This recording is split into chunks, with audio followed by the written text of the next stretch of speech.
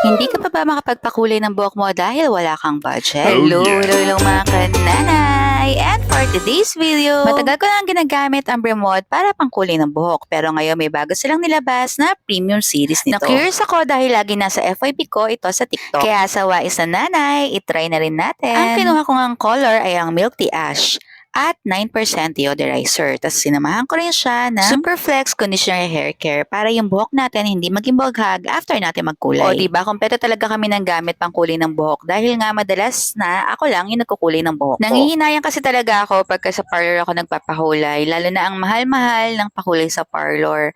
Tapos hindi naman ma-achieve yung kulay na gusto mo. Buti na lang, napakiusapan ko yung aking anak, she, natulungan ako magkulay ng buhok ko. Kaya ayan, siya yung nagkukulay at sinusupervise ko lang siya. At in fairness, hindi masakit sa mata at sa ilong itong premium series ng Bremod. Ginamitan ko nga rin to ng foil na shower cap at pinabad ko ng 30 minutes. At in fairness, super happy naman ako dito sa kanilabasan ng kulay ng aking hair sa halagang 150 pesos lang. O diba, napakamura kumpara mo sa 2.5. If gusto mo pang ma-achieve na mas makulay yung hair mo, siguro mas ibabad mo pa siya ng matagal. At malaking tulong talaga yung Superflex Conditioner ng Bremod kasi ang ganda, bagsak talaga yung buhok mo kahit air dry lang siya. So ano pang inaantay nyo mga kananay? Check out na yan!